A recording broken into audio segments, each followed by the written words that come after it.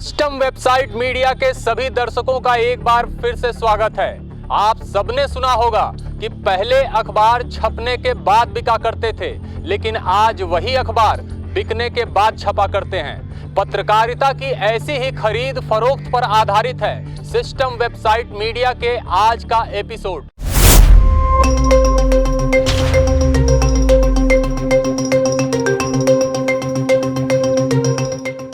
System का सच, एक आवाज भ्रष्ट सिस्टम तथा गोदी मीडिया के खिलाफ।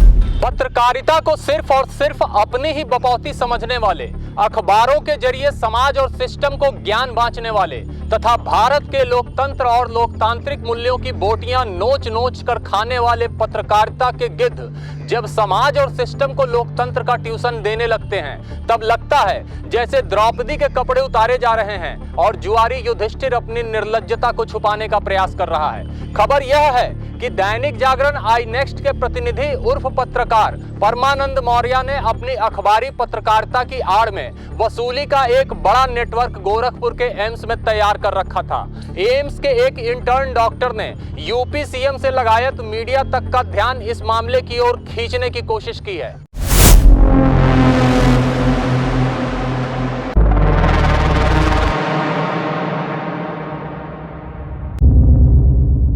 मामला तब शुरू होता है जब एम्स के एक इंटर्न डॉक्टर शशांक ने अपने जन्मदिन की पार्टी दी और उस पार्टी में तमाम डॉक्टर्स एंजॉय करने पहुंचे। शाम सुरह शबाब और कबाब से लबरेज इस पार्टी की गंध मीडिया को भी लगी और अगले ही दिन यह पार्टी अखबारों की सुर्खियां बन गई, खबरें छपी और बात आई गई हो गई। लेकिन खुद को आई नेक्स्ट का पत्रकार बताने वाला परमानंद मौर्य डॉक्टरों द्वारा दी गई इस पार्टी को भुनाने की फिराक में लगा रहा।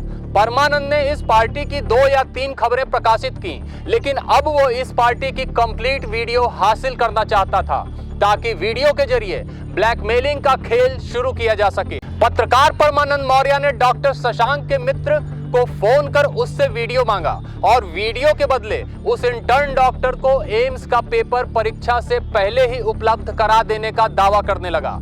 प्रसारित किए जा रहे ऑडियो की विधिक तौर पर पुष्टि खुद डॉक्टर शशांक द्वारा की गई है। ऑडियो में जो हंसी मजाक या गाली गलौज है उस भाग को हटा दिया गया है या बीप कर दिया गया। भगवान करे रिश्ता स्टेटस, अरे अब स्टेटस में तो आपके पास वीडियो होगा, स्टेटस देखे ही होंगे। हम नहीं देखे थे भैया, उस समय हम नहीं देखे थे स्टेटस वीडियो आपके आए। महाराज आप इतने बड़े आदमी, आपके पास वीडियो नहीं होगा? चूतिया बना रहे हैं हमको। नहीं आया, ये तो आप बता रहे तब जाने नहीं वीडियो मेरे पास। तो वीडियो लेके छोड़िए, जान दीजिए। मुझे भी अच्छा लगेगा देख के ना भैया। अच्छा नहीं, कुछ और काम होगा तो बताइएगा। कोई काम नहीं, भेजे ना नेताजी का वीडियो। मैं नेताजी का वीडियो देखना चाहता हूँ। छोड़िए, सच है। अरे हटाइए ये सब बात, हटाइए, दूसरा बात करिए। हटाइए, आप खाली अकेले अकेले छोड़िए, हम सब फोन पर नहीं बोलना चाहते हैं। कोई बात नहीं, मिल के बोलिएगा। आप भाई हैं, कुछ भी बोल सकते हैं। कुछ और चीज होगा तो बताइएगा। मिलिए तब तो। मिलिए का हिंट दीजिएगा तो बोलिए, नहीं तो ऐसे बोला। एग्जाम ना यार मेरा तो 1 महीना बाद। 1 महीना बाद एग्जाम पेपर में दे दें? पेपर आप कहाँ से दे दीजिएगा? यही तो बात है। हम बहुत कुछ कर सकते हैं। पेपर निकलवा दीजिएगा क्या महाराज? मजाक नहीं, सीरियसली बोल रहे हैं हम। सीरियसली बोल रहे हैं? हाँ, पैसा भी देना पड़ेगा कि बिना पैसे के? हम फ्री वाला काम करते हैं, पैसा वाला नहीं करते हैं। तो मैं जान देने लेता है। अनहेरिया बतिया रहे हैं तब। अनहेरिया तो कैसे निकलेगा भैया? कोई लिखेगा करेगा, आपने लिखे कोई और लिखेगा।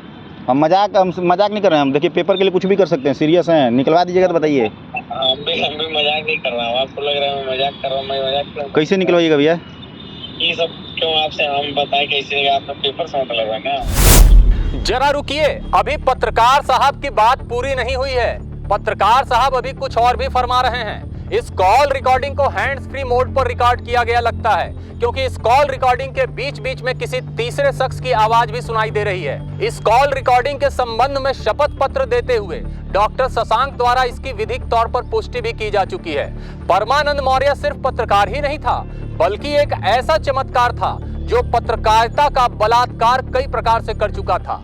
डॉक्टर शशांक तो परमानंद के लिए छोटा मोटा शिकार था, क्योंकि इससे पहले परमानंद एम्स के पूर्व डायरेक्टर साहब का शिकार कर चुका था।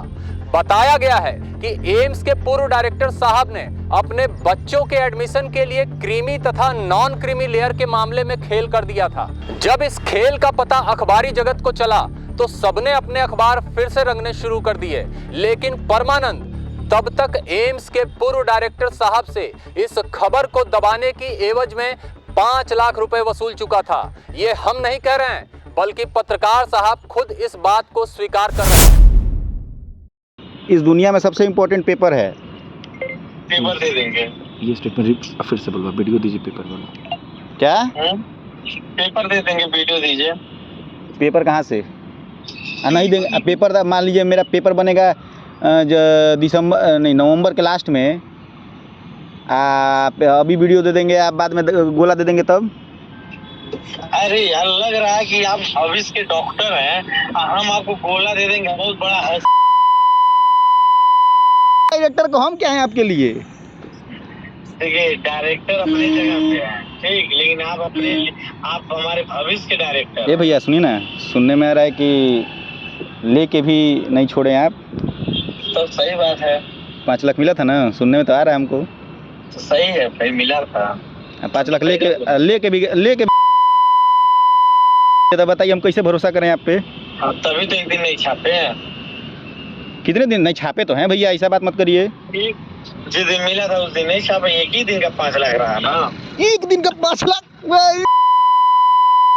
हर दिन दिया गया होता, जितने दिन तक प्रकरण चलता उतने दिन तक नहीं छापते। नहीं, हमको लगता है ना, नहीं सुनिए, हमको जहाँ तक लगता है कि दूसरा पेपर वाला पहले छापा था, आप लेट किए थे। तो हमको पैसा मिल गया था इसलिए हम नहीं छापे थे। लेकिन हमारे पास पहले था। ये सब कुछ ही है।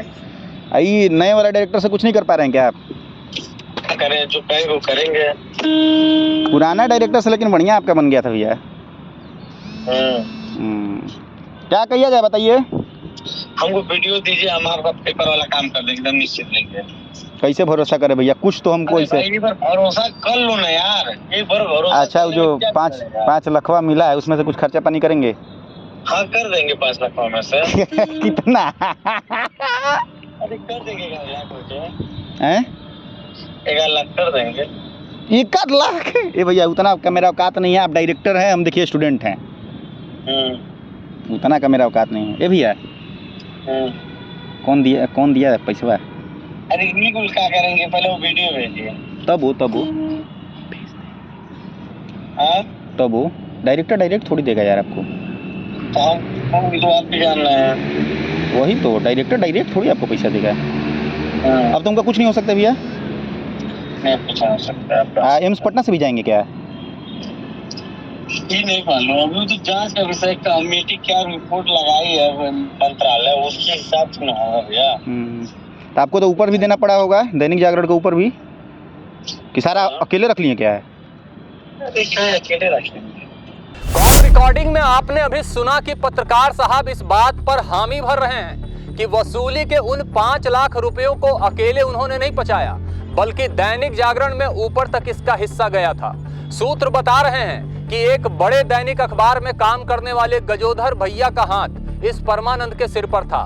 सुबह 10 बजे से लेकर रात 10 बजे तक पत्रकारिता का चिराग परमानंद एम्स के अंदर बैठकियां किया करता था।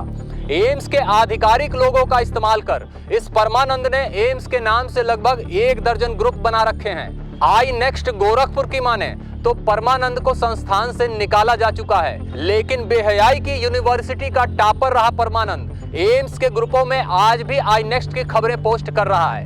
एम्स के एक इंटर्न डॉक्टर ने नाम और पहचान छिपाए रखने की शर्त पर यह बताया है कि परमानंद इस खेल में अकेला नहीं था, बल्कि अखबारी जगत के अन्य महारथी भी इस खेल में शामिल थे और एम्स के अंदर पार्किंग स्टैंडों से लेकर कैंटीनों तक सभी से जबरदस्त वसूली की जाती थी। स्टैंड में भी उसका दखल था, कैंटीन में भी दखल था और काफ़ी लोग त्रस्त हो चुके थे। मतलब क्या सच्चाई है इस मामले में? जी बिल्कुल सही बात है। इतने निचली स्तर पर कार्य किया जा रहा था कि अब हमारे गांव के 4 लोग हैं बोल के रोज़ 4 पेशेंट लेके उनसे पैसा लेके या बाहर दिखाया जाए। हर चीज़ में निचली स्तर के काम, जैसे कैंटीन में जाके जानबूझ के खुद से कुछ चीज़ें खड़ी करनी और फिर कैंटीन वाले मैनेजर को धमकी देना। यही मीटिंग एम्स में ही सारी चीज़ें मीटिंग करते रहते थे। और एक आदमी इतना नीचे कैसे गिर सकता है कि जिस पेशेंट को सच में ज़रूरत था इमरजेंसी में, जिसका जान जा रहा था, उसको छोड़ के वो उस पेशेंट को भर्ती करा देते जो इनके क्या कहते हैं रिश्तेदार वगैरह रहते थे। इसके अलावा और हर जगह पैसे लेने का काम चलता था इनका, जैसे स्टैंड, पार्किंग स्टैंड से लेके कैंटीन हो गया, या फिर ये नाइट शेल्टर में 2-3 पेशेंट के जो मरीज़ हैं उनको ठहराना। यहाँ तक कुछ नाम तो नहीं बताएंगे, लेकिन कुछ डॉक्टरों से भी पैसा वसूल किया जाता था। और जो लोग दूर दूर से आए थे एम्स में काम करने, लोगों की सेवा करने, उनको धमकी दी जाती थी कि आपका ना इज्जत रखेंगे ना यहाँ पे काम करने का। 4-5 डॉक्टर तो उनसे पीड़ित होकर सस्पेंड भी हो चुके हैं। तो यही बात है, यही चलता था सब। नहीं, आपको क्या लगता है कि अकेले इसी का काम था या इसके साथ कुछ और लोग भी रहे होंगे? नहीं, अब अकेले का काम तो था नहीं। इस 4 लोग जुड़े थे, 4 हाथ और थे। कुछ हाथ बाहर से थे, कुछ हाथ पत्रकार लोगों से थे। हर तरह से हाथ था, तभी ये सब हो पा रहा था। और लोगों को अपना काम करना था, इसलिए लोग चुप थे। लेकिन इतना ज़्यादा हो गया था कि क्या काम नहीं कर पा रहे थे लोग। लेकिन डॉक्टर साहब, हमको यह जानना है कि जैसे अब आप भी कह रहे हैं कि मेरा नाम ना आए और मेरी वीडियो भी ना चलाइए, ठीक है, तो मान लीजिए कि आप अपनी पहचान छुपा करके भी ये सारी चीज़ें बोलना चाह रहे हैं, तो सामने क्यों नहीं आ रहे आप? देखिए, बात यह है कि सच्चाई सबको पता है। यहाँ पे हर कोई इंसान जो खड़ा है वो सच्चाई बताएगा, लेकिन हम लोग यहाँ पे काम करने आए हैं और इन चीज़ों का दिक्कत हो सकता है, तो इसीलिए कोई खुद से आगे आके तो बताएगा। परमानंद की एक सच्चाई यह भी है कि इसने जिस थाली में खाया उसी में छेद कर दिया, और जिसने इसे शरण दिया उसी की पीठ में छुरा भोंक दिया। अपने गुर्बत के दिनों में यह परमानंद अमर उजाला के उप संपादक मरहूम अजय शंकर तिवारी की शरण में गया था। मरहूम अजय जी ने इसे सिर्फ शरण ही नहीं दिया, बल्कि इस शख्स को नौकरी भी दैनिक जागरण में लगवा दी, और तो और जरूरत पड़ने पर इसे 13 लाख रुपए देकर इसकी आर्थिक मदद भी की। लेकिन जब कोरोना काल में अजय जी की मौत हो गई, तब इस नटवर लाल ने उनके 13 लाख रुपए भी हड़प लिए। अजय जी की विधवा पत्नी ने इस मामले में थाना शाहपुर में इस धूर्त परमानंद के खिलाफ मुकदमा भी लिखवाया है, जिसमें चार्जशीट आ चुकी है। अजय जी की विधवा पत्नी आज अपने मायके बनारस में रह रही है, जिसका फायदा उठाकर परमानंद अदालती कार्यवाही से बच जा रहा है। लेकिन परमानंद मौर्य के अब मोर बनकर नाचने का समय आ गया है, क्योंकि मरहूम उप संपादक के विधवा पत्नी के मुकदमे की पैरवी अब हमारा संगठन करेगा। मैं प्रिया तिवारी, स्वर्गीय अजय शंकर तिवारी की पत्नी। मेरा पैसा 13 लाख रुपए परमानंद मौर्य ने लेके अपने पास रखा हुआ है, जो कि मेरे मांगने पर मेरे पति के देहांत के बाद देने से मुकर गया। उस पैसे की मुझे इतनी ज़रूरत है, मेरे बच्चों की पढ़ाई लिखाई, उनके जीवन यापन के लिए मुझे चाहिए, जिसके लिए मैं बहुत परेशान हूँ। एक पैसे के लिए मुझे दिक्कत हो रही है, लेकिन परमानंद मौर्य उस पैसे को देने से मुकर गए।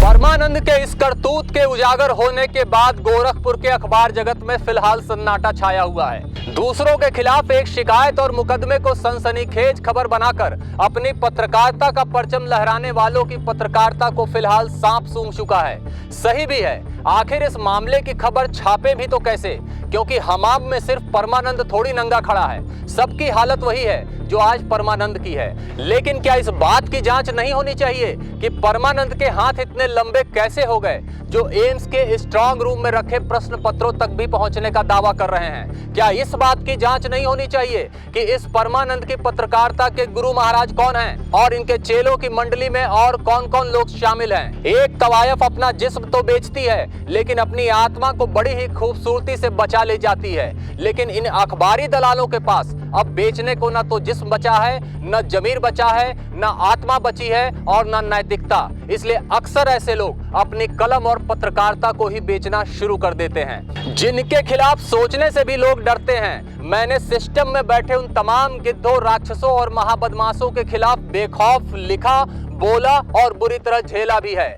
क्योंकि हमारे पास सिर्फ हमारी कलम और काबिलियत का ही धन है। हमारी कलम और काबिलियत आप छीन नहीं सकते, और बाकी हमने कुछ अर्जित किया ही नहीं जिसके छिन जाने का डर हो।